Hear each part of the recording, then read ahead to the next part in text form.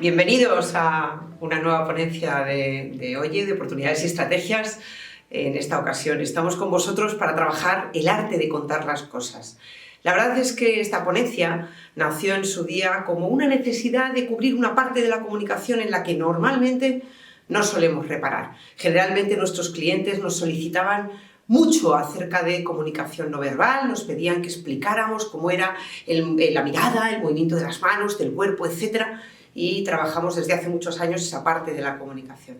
También nos solicitaban de una manera muy persistente y con gran interés cómo tenemos que trabajar nuestras exposiciones públicas. Ya no me refiero solamente a aquellas exposiciones en las que vamos a comunicar algo a un grupo de personas muy grandes, simplemente en reuniones, en momentos empresariales o profesionales en los que necesitamos decirle a un grupo de personas algo, cómo hacerlo correctamente, lo que se conocería tradicionalmente por cómo hablar en público. Y también lo impartimos desde hace mucho tiempo.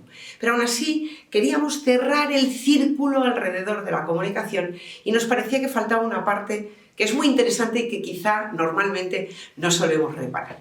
Esa parte es la que vamos a ver hoy en el arte de contar las cosas, que habla simplemente de los momentos comunicativos más pequeños que las personas celebramos 24 horas al día y 365 días al año.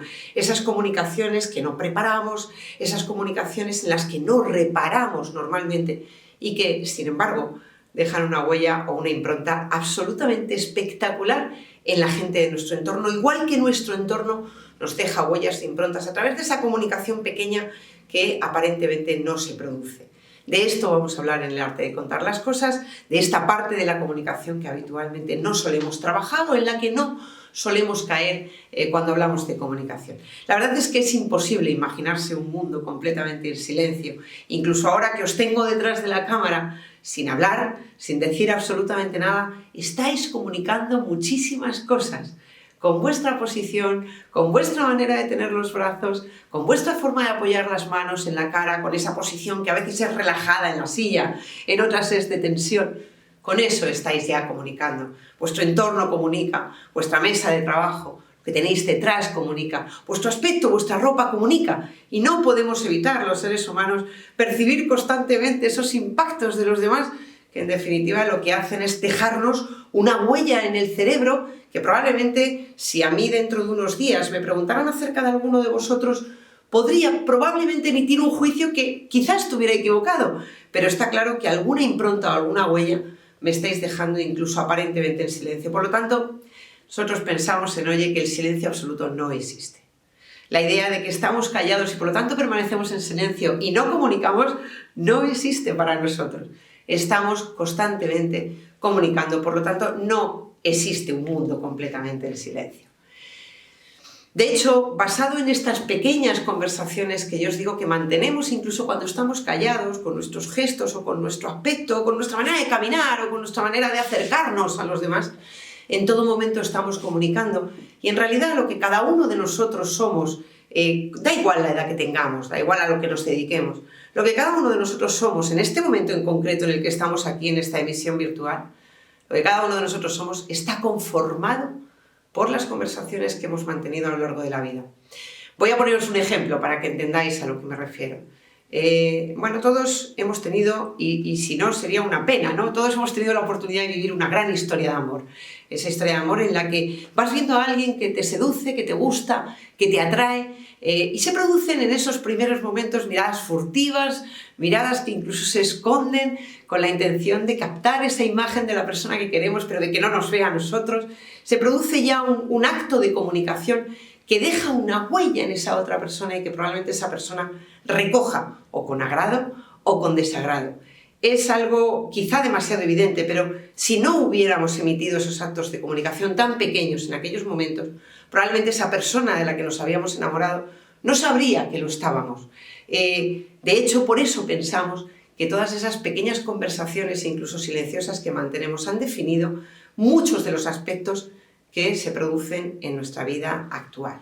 De ahí la importancia de que todos y cada uno de nosotros cuidemos de una manera muy especial esos actos comunicativos insignificantes, pero que sin duda alguna están dejando huella en toda la gente que nos rodea, tanto en el entorno profesional como en el entorno personal. De eso va el arte de contar las cosas. Es verdad que nos enfrentamos a un momento comunicativo muy difícil, todo está cambiando, las redes sociales lo protagonizan prácticamente todo. Vamos demasiado deprisa y esta comunicación chiquitina, estos microactos de comunicación, requieren que tanto la persona que los emite como el que los reciba se tome un poquito de tiempo. ¿Cuántas veces nos hemos visto sentados a la mesa con conversaciones patronales, es decir, que llevan un patrón, ¿no? Esas conversaciones que todos tenemos alrededor de una comida a mediodía o un miércoles, por ejemplo, cuando los que tenemos hijos recogemos a nuestros hijos y nos sentamos en la mesa. La pregunta característica que se produce casi siempre es ¿qué tal tu día? ¿O qué tal en el colegio? A lo que como mucho podemos aspirar a tener un simple bien, poco más.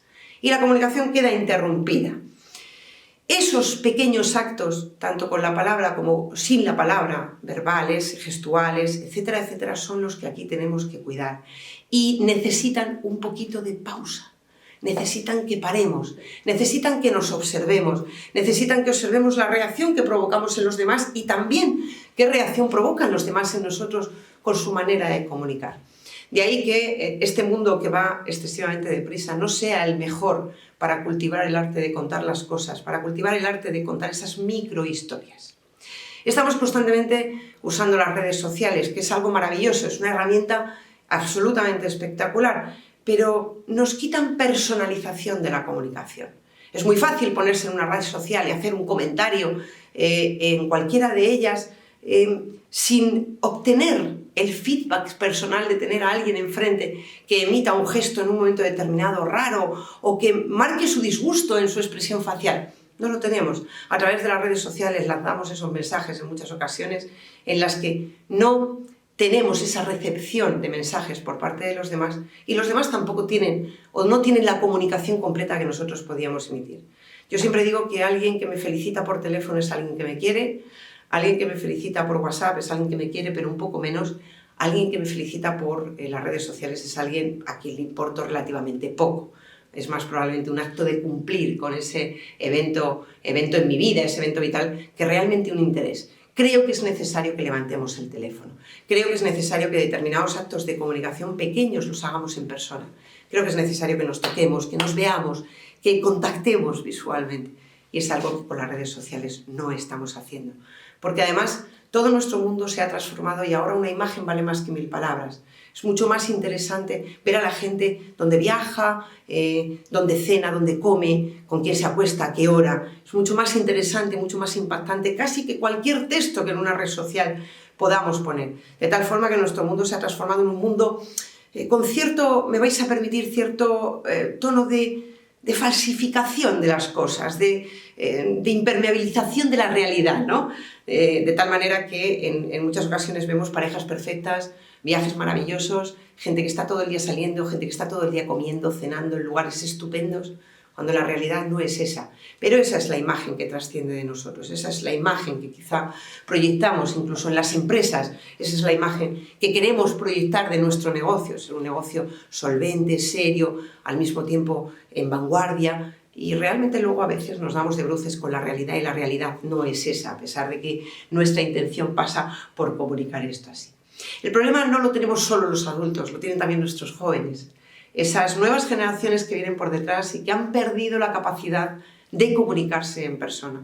Yo tengo una hija de 15 años que hace poco, ante un examen que según su criterio no estaba corregido del todo bien, ella pensaba que tenía más nota de la que le había puesto el profesor, lo comentó al llegar a casa. Creo que este examen no está bien corregido y que me merezco un poco más de nota. Y le dije, ¿qué vas a hacer? Me sorprendió su respuesta, porque me dijo que le escribiría un correo electrónico. Pero si lo es mañana, ¿qué necesidad tienes de escribir un correo electrónico? Habla con él directamente, cuando lo encuentres en un pasillo, búscalo en la sala de profesores. No, qué vergüenza. Hoy va a hablar con el profesor. ¿Qué me estás contando?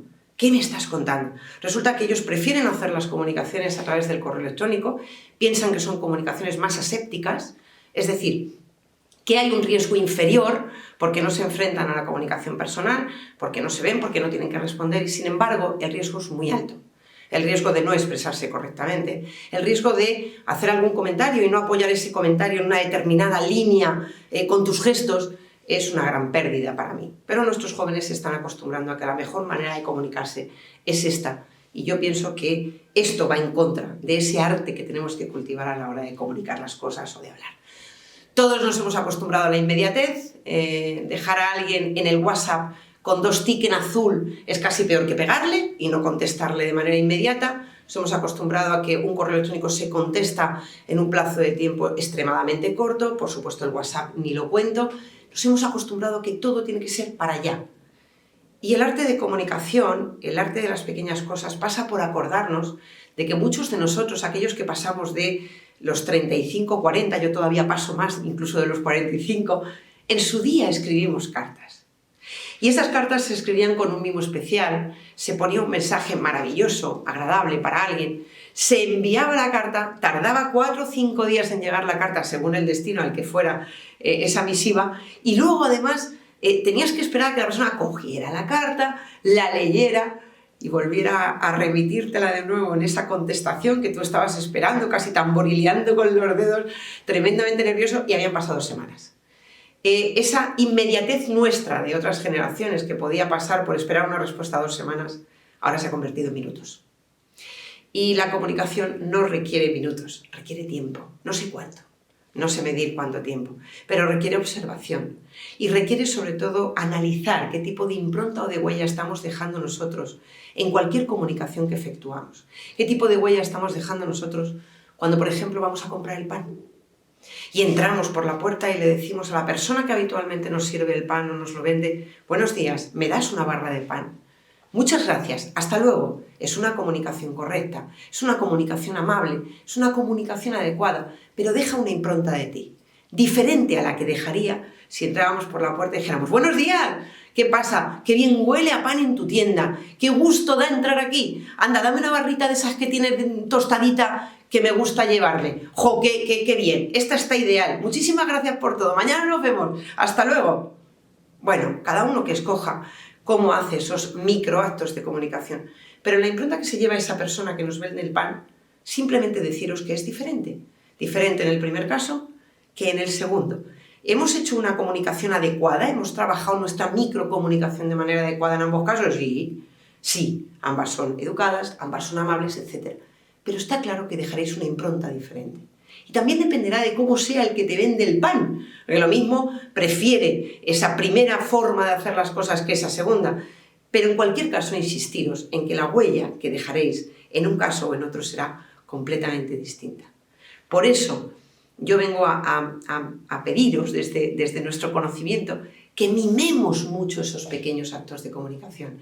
Que cuando saludamos al cajero o a la cajera de Mercadona lo hagamos de una manera en la que dejemos la huella que queremos dejar. Y no se trata de que todos vayamos por la vida diciendo: buenos días, ¿qué tal? ¿Cómo te va la vida? ¿Has dormido? No. Cada uno en función de cómo es, cada uno en función de sus circunstancias, de sus valores, de su manera de expresar, pero que tengamos claro que como dejamos una huella, o la cuidamos, o estaremos dejando una huella completamente diferente que no será la que deseemos. En este sentido, por eso nosotros estamos, en cierto modo, estudiando, analizando y siguiendo esta parte de la comunicación que normalmente yo creo que pasa desapercibida y que necesita muchos matices y que necesita sobre todo mucha atención por parte de los que efectuamos cualquier acto de comunicación. Porque si no, observaremos que nuestro arte de comunicar, esas pequeñas historias, esas pequeñas cosas, dejar esas pequeñas huellas o improntas, se va a desangrar, lo vamos a perder. Y yo creo que la comunicación personal no solamente es rica, sino que para mí es tremendamente interesante.